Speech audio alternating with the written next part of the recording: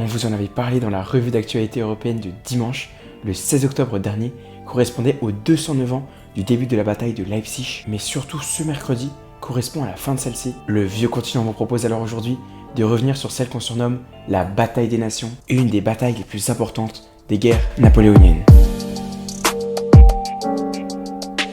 Alors cette bataille, comme je viens de vous le dire, elle commence le 16 octobre 1813. Mais avant, on va un peu revenir sur le contexte pour comprendre pourquoi elle a eu lieu. Alors il faut savoir qu'un an avant, en 1812, toute l'Europe continentale est à la merci de Napoléon. Il décide alors de s'attaquer à la Russie le 24 juin 1912 afin d'agrandir encore plus son empire. Mais les désertions, le mauvais ravitaillement, le froid ou encore les maladies font souffrir les soldats français. Ils sont alors contraints de rebrousser chemin et ont énormément de mal à s'approvisionner dans un pays où la population leur est hostile et où les Russes mettent en œuvre le principe de la terre brûlée. Alors pour ceux qui ne connaissent pas, la terre brûlée, c'est une tactique militaire qui consiste à détruire ou endommager les ressources ou les moyens de production dans le but de les rendre inutilisables par l'ennemi. L'échec de cette campagne de Russie, qui se termine le 14 décembre 1812, ça marque vraiment un coup d'arrêt aux ambitions européennes de Napoléon. Sauf que l'histoire ne s'arrête pas là, l'empereur est en effet poursuivi par les Russes et leurs alliés prussiens. Napoléon va alors reconstituer une armée avec une rapidité impressionnante. Il va notamment s'appuyer sur ses alliés, les Italiens, les Danois et les Allemands de la Confédération du Rhin, dont notamment les Saxons. Et c'est avec cette nouvelle grande armée,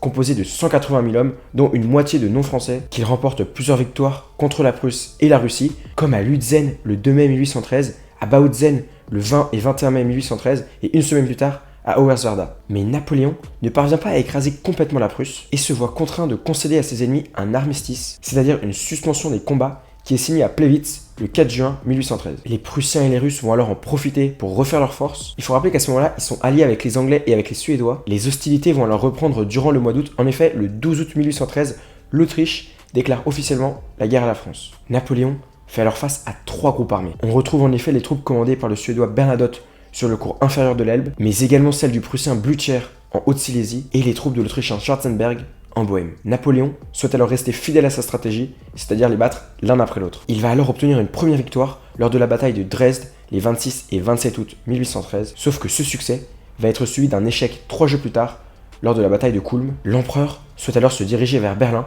mais n'y arrive pas du fait de la nouvelle stratégie des Alliés. Ces derniers savent qu'ils perdent tout le temps contre Napoléon et vont donc décider de ne plus s'attaquer à lui mais à ses maréchaux. Ils vont alors gagner plusieurs batailles décisives. L'empereur sait à ce moment-là que les alliés souhaitent le déborder, c'est-à-dire le contourner par derrière pour arriver derrière lui lorsqu'il arriverait à Berlin. Les alliés avancent vers lui, il n'a donc pas le choix, il doit se replier, ce qu'il finit par faire un mois et demi plus tard à Leipzig où il arrive le 14 octobre. Ses adversaires sont nombreux et parmi eux, on peut relever la présence du général Schwarzenberg qui, il faut le rappeler, avait été un grand allié de Napoléon jusqu'à ce que l'Autriche ne déclare la guerre à la France. Il a à ce moment-là le grade militaire de généralissime et se retrouve à la tête des troupes alliées. La bataille peut commencer et elle s'est déroulée sur 3 jours, du 16 au 19 octobre 1813.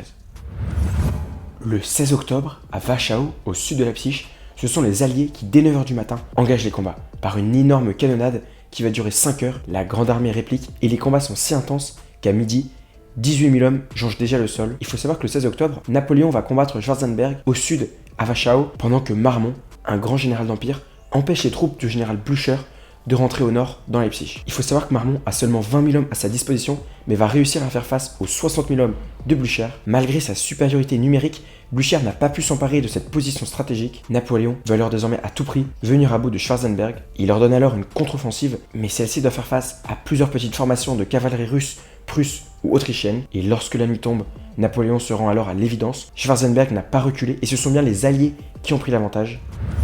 Le 17 octobre, donc le lendemain, c'est une journée qui va être globalement beaucoup plus calme. Cette journée, elle est surtout marquée par l'arrivée de nombreux renforts des deux côtés. Du côté des Français, plus de 14 000 hommes arrivent, dont un bon tiers de Saxons dont on reparlera juste après. Mais c'est surtout chez les Alliés que le plus gros des troupes arrive. Grâce au renfort des troupes du général Bennigsen et du général Bernadotte, les Alliés voient leur nombre augmenter de 145 000 soldats. Au soir de cette journée, pour Napoléon, la retraite est alors inéluctable.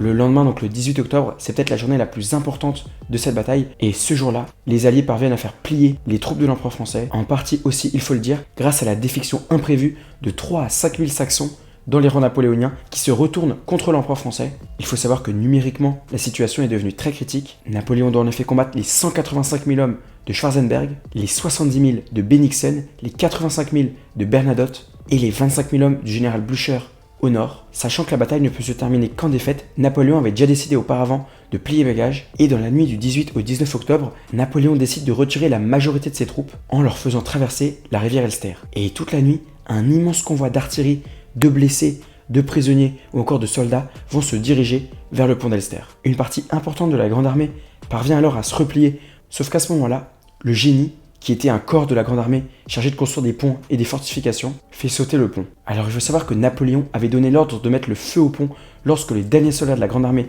seraient passés, sauf qu'à l'approche des Prussiens et des Saxons, le corps du génie décide donc d'exécuter les ordres reçus en avance. Le nombre de soldats bloqués de l'autre côté du pont est alors de 15 000. Ils vont tenter alors de s'enfuir à la nage au risque de se noyer, mais la plupart vont renoncer et décident donc de se rendre à l'ennemi. Et ce jour-là fait encore de nombreuses victimes. On relèvera notamment celle de Jonia Poniatowski, mort noyé à l'âge de 50 ans et qui avait été issu au rang de maréchal d'Empire par Napoléon 3 jours plus tôt.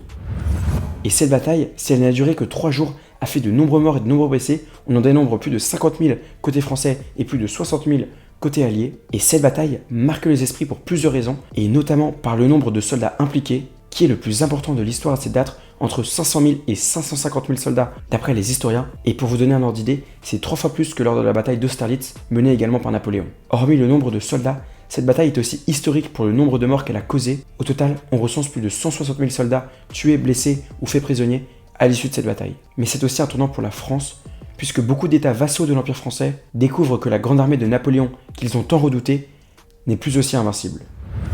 Alors vous vous demandez peut-être pourquoi cette bataille s'appelle la bataille des nations. Ce qu'il est important de retenir, c'est surtout le nombre de peuples différents qui s'affrontent. On assiste à l'affirmation de différentes identités nationales, et cette bataille met fin à l'influence française en Allemagne. Désormais, le champ est libre pour les Allemands de s'unifier en un seul État. Durant ces 3 jours, sur le champ de bataille, on retrouve en effet des Anglais, des Autrichiens, des Bavarois, des Espagnols, des Français, des Hollandais, des Hongrois, des Italiens, des Polonais, des Prussiens, des Russes, des Saxons, des Suédois, des Tchèques, des Westphaliens et d'autres peuples que j'aurais également pu mentionner. En tout cas, la bataille des nations semble bien porter son nom, un nom d'ailleurs qui ne sera attribué que bien plus tard. Voilà, on espère que cette vidéo vous aura plu. N'hésitez pas d'ailleurs à nous le dire dans les commentaires. N'oubliez pas de lâcher un gros pouce bleu si c'est le cas. Pensez aussi à vous abonner au compte Instagram et TikTok du Vieux Continent. On essaiera de poster un peu de contenu dessus et on se retrouve dimanche pour une nouvelle revue d'actualité européenne.